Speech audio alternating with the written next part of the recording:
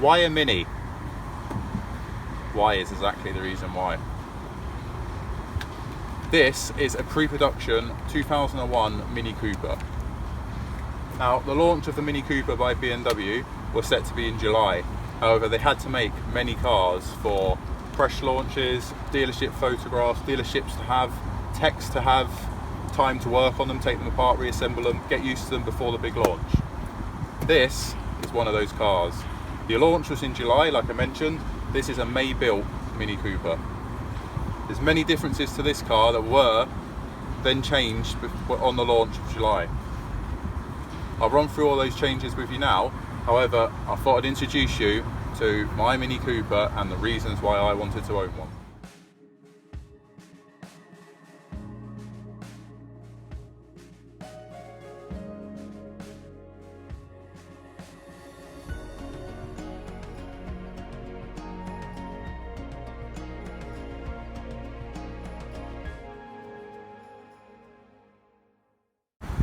Right, the main look at the front of the car is like any other Mini Cooper you'll probably see on the road today. This is the R50 shape, so the very first shape of the Mini they made.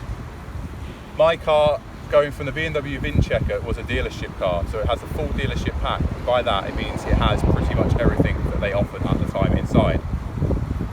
This includes aircon, traction control, leather seating, it has a full panoramic opening sunroof.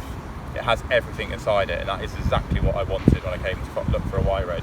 Been looking for many years, but I wanted a dealership car.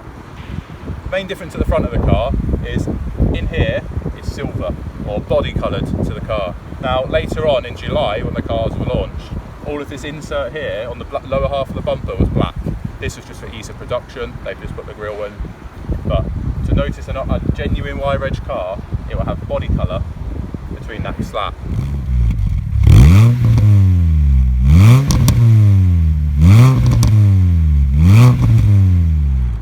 Another difference to the pre-production cars are these honeycomb vents up front.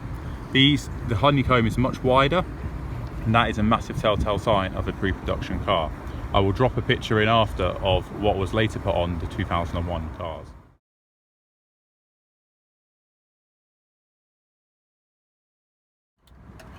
Now, going into the interior of the car, I spoke about the seats. This style of leather with like the bobbled look to the leather was only a pre-production fitment. My car has those seats still fitted to it. They're extremely comfortable and very good for long distances. The rest of the car, like I said, was given the dealership pack. It has all these chrome bezels are added. It has the full electric windows. It's got the traction control there. It's got the leather steering wheel without the plastic one. This car is well equipped. Like I mentioned, it has the sunroof. Probably see it up there. I will drop a picture of it open now. It has the lot.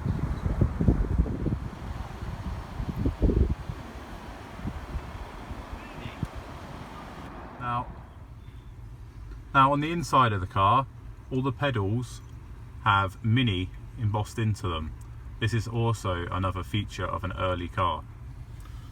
Obviously a bit grubby because they get used, but they actually spell Mini.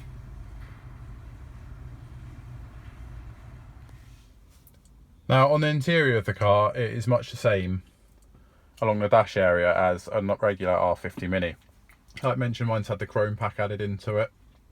It's got the leather steering wheel. It's got a few marks on it, but given the age of this car and it's done over 100,000 miles, you can't knock it for that.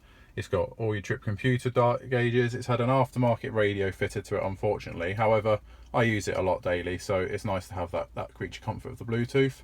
You got your stability control, full electric windows. Mine has front fog lights fitted to it as well. It's got the air conditioning, and yeah, it's basically fully loaded. Going into the back of the car, it's incredibly clean and tidy in here. Really doesn't look like it's been used very much. You have the same bobbled effect leather in the back. It's all very clean and tidy. However, if you're looking to have an R50 Mini, there's not much room for passengers.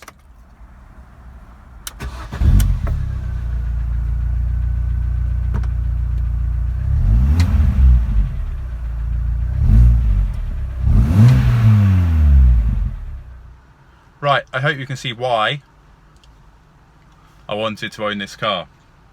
I wanted something different. I had an R50 Mini about 8-9 years ago. Absolutely loved how it drove.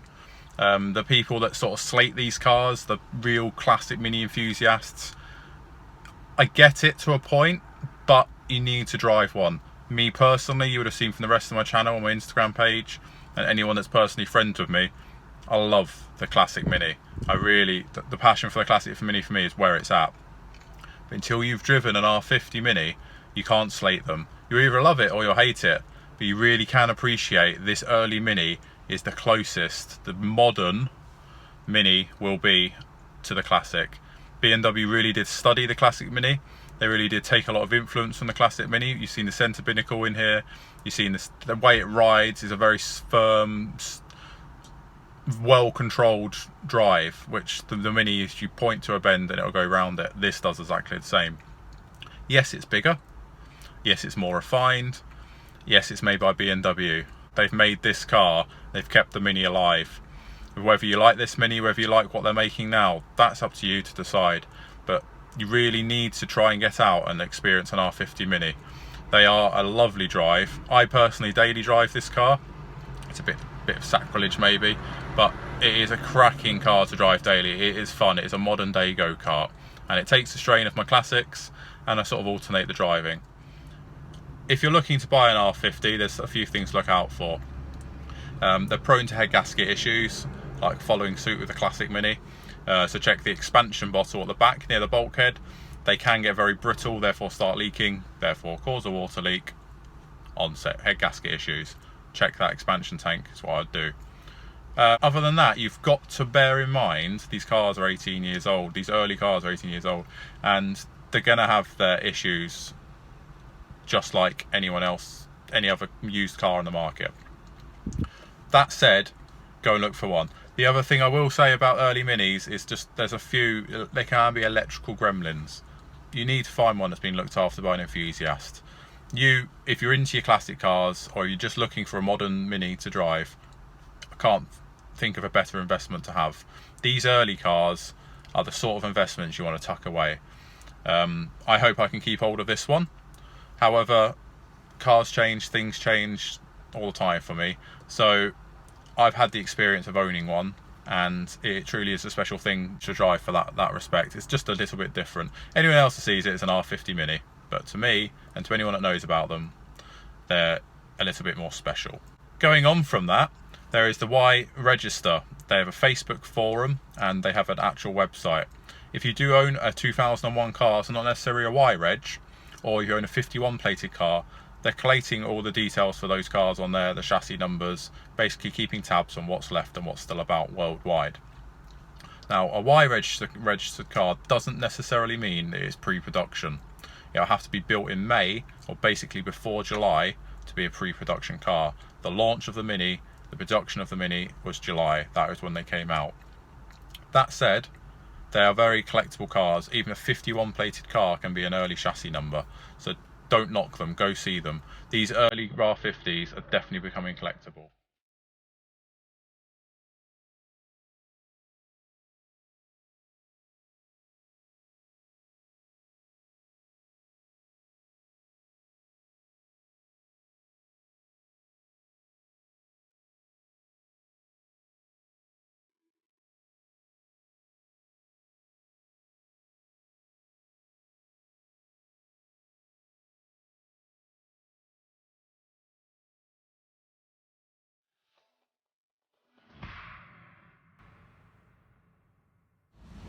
Right, thank you for watching another video from me at Simpsons Classics. I wanted to give you a bit of an insight to the R50 Mini and the pre-production side of this car. You may have seen it at a few shows. I do take it to a few shows, but like I say, primarily as my daily driver. If you're in the market for one, please go and get one. They are very, very nice cars to drive, and you need to experience it before saying otherwise. That said, we've got reviews coming on our Mini Clubman, the Mini Sidewalk. There is another project coming up if you've not seen it. I keep calling it the mystery project or the special project. That's coming up very soon. We also have the build on the 89. So please stay subscribed, like this video. It's something a little bit different to the channel. It may not be your cup of tea, but I thank you all for watching. See you later.